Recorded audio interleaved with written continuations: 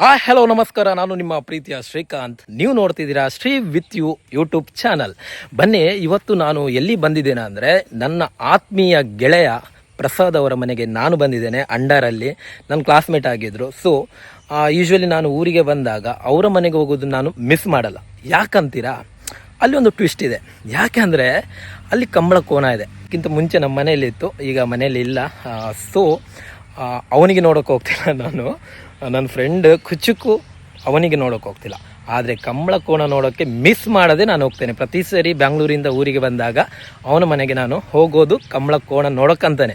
Already ಇಲ್ಲಿ reach ಆಗಿದ್ದೀನಿ. ಯಾವ ರೀತಿ ಗ್ರೀನರಿ ಇದೆ ಅಂದರೆ ವಂಡರ್ಫುಲ್ ಗ್ರೀನರಿ ಅಂತಲೇ ಹೇಳ್ಬೋದು. ಅದು ಬಿಟ್ಟರೆ ಇಲ್ಲೊಂದು ಸ್ಪೆಷಲ್ ಏನಪ್ಪ ಅಂತ ಅಂದರೆ ಇದರೊಂದು ವಾಲ್ಕುಂಜ ಕಾಣಿಸುತ್ತೆ. ವಾಲ್ಕುಂಜದ ವೈಶಿಷ್ಟ್ಯತೆ ಏನು ಅಂತಲೂ ನಿಮಗೆ ಈ ಬ್ಲಾಗಲ್ಲಿ ಹೇಳಿಕೊಡ್ತೇನೆ. ಬನ್ನಿ, ಈ ಬ್ಲಾಗನ್ನು ಕಂಪ್ಲೀಟಾಗಿ ನೋಡಿ. ಅಲ್ಲಿವರೆಗೆ ಮಿಸ್ ಮಾಡಬೇಡಿ.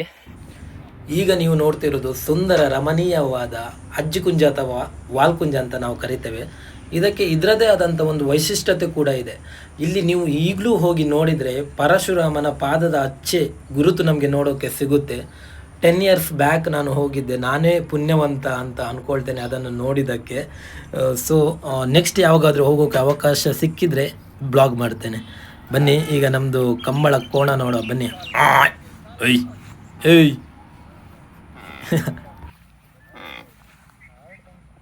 ನಾನುವೆ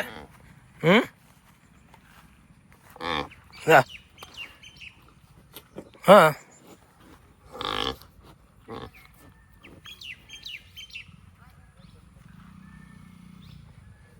ನಾನಿ ನಾನಿ ಹಾಂ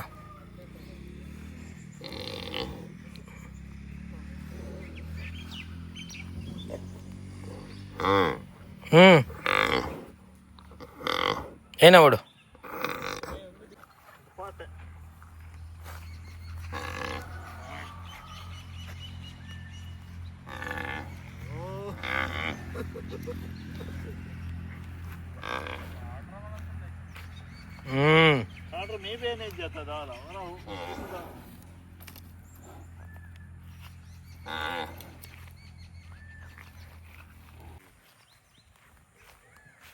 ಗುರ್ತದ ಅಂತ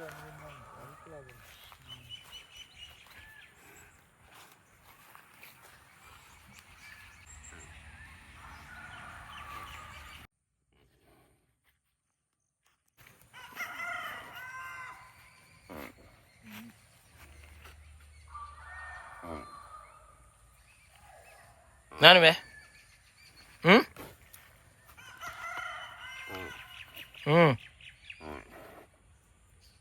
ಕಂಬಳ ಕೋಣನ ತೋರಿಸಿದೆ. ಹಾಗೆ ನೆಕ್ಸ್ಟ್ ಅಜ್ಜಿಕುಂಜದಿಂದ ಬಂದಂಥ ಒಂದು ನೀರು ಇಲ್ಲಿ ಡ್ಯಾಮಿಗೆ ಸೇರುತ್ತೆ. ಬನ್ನಿ, ಆ ಡ್ಯಾಮ್ ಕೂಡ ನಿಮಗೆ ತೋರಿಸ್ತೇನೆ. ಬನ್ನಿ.